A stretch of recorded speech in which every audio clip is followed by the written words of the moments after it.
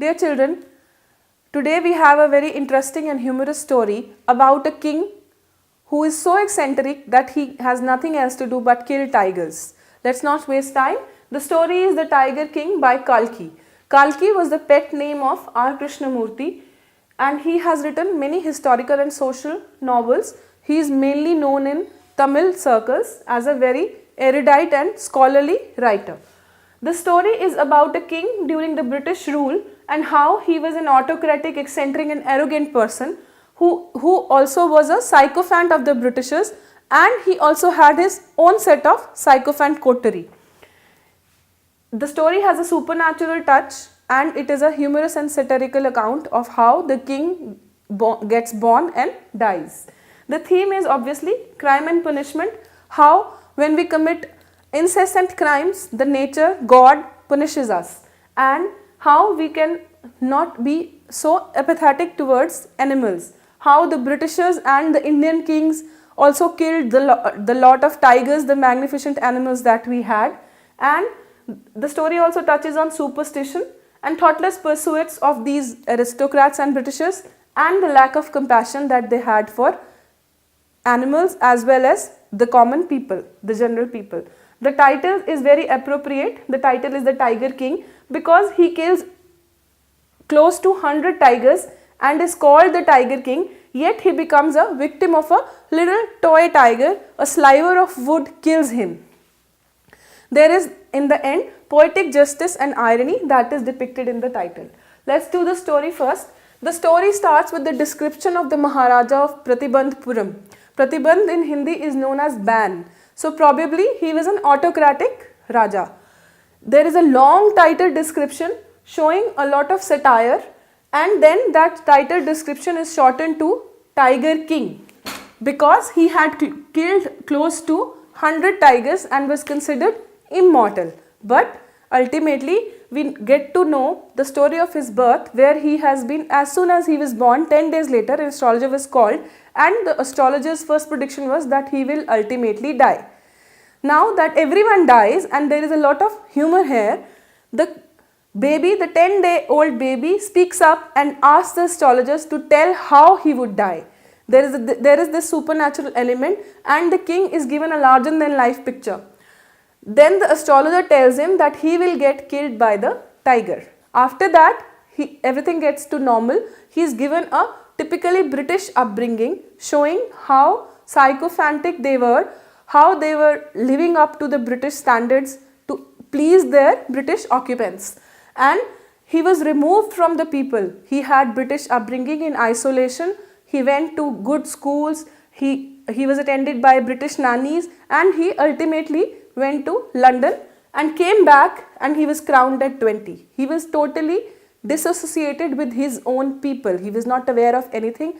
His only means of living was his kingdom, and his only passion was his own life and his own pursuits. During that time, he got to know again about the prediction about which he was said to be being killed by a tiger. He decided to kill as many tigers as possible, and when he killed his first tiger, he called the astrologer and told him triumphantly that he had now killed a tiger, so a tiger couldn't probably kill him.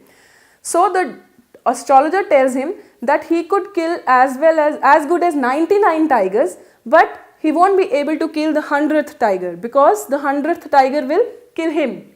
So, and the astrologer says that if something like that does not happen, he will give up his astrology, have his hair shorn and leave the village. Then the tiger killing was banned in the state. Only the king could kill the tiger, and nobody else, if anybody even tried to attempt killing the tiger, he would be taken to prison and his property will be confiscated. In this way, he is able to kill 30 tigers. He is able to kill 70 tigers.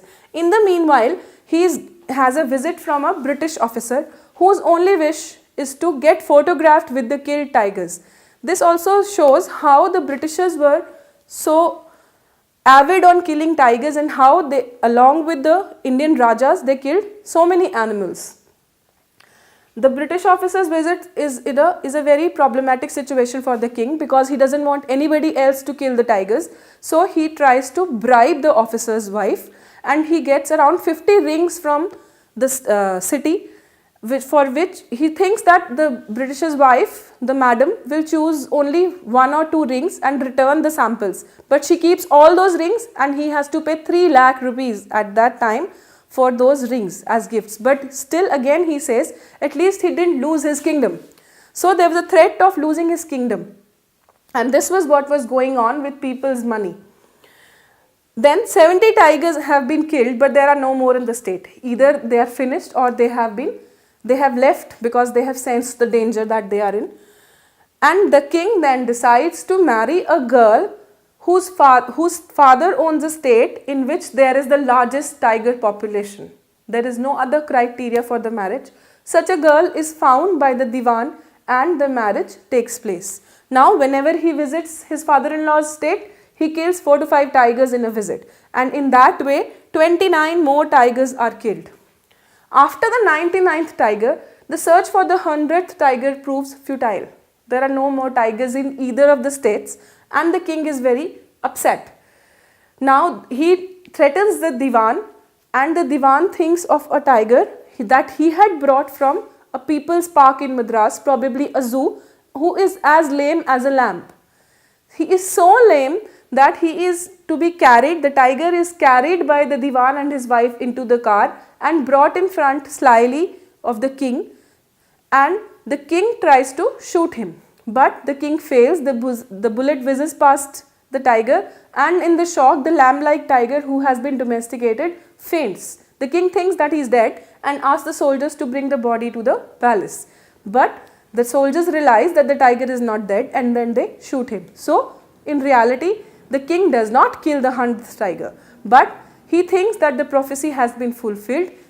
There is no need to be afraid now, and he focuses his attention on his child, his son who has his birthday.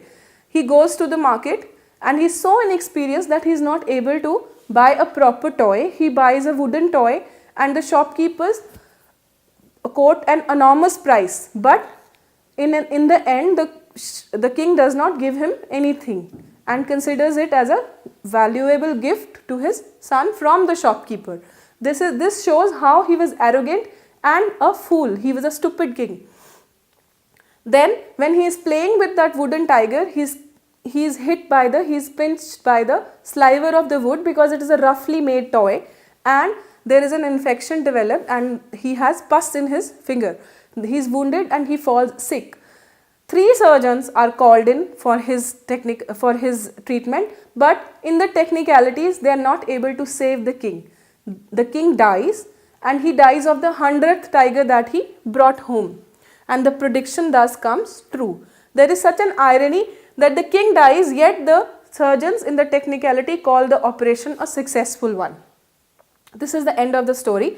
The prediction comes true, and the tiger king ironically is killed by the 100th tiger, a toy tiger that he bought for his son. Now there is a lot of humor in this poem. The introduction itself is a very humorous thing. It's a long title of the king that is described and how everyone dies and everything. Then there is the reference to the Stuka bomb and the prophecy. The mouse hunting and the mosquito hunting suggested to the British officer is also very humorous situation. Then the whole conversation with the divan, with the gun touting king frightening him and he is blabbering, is also very humorous.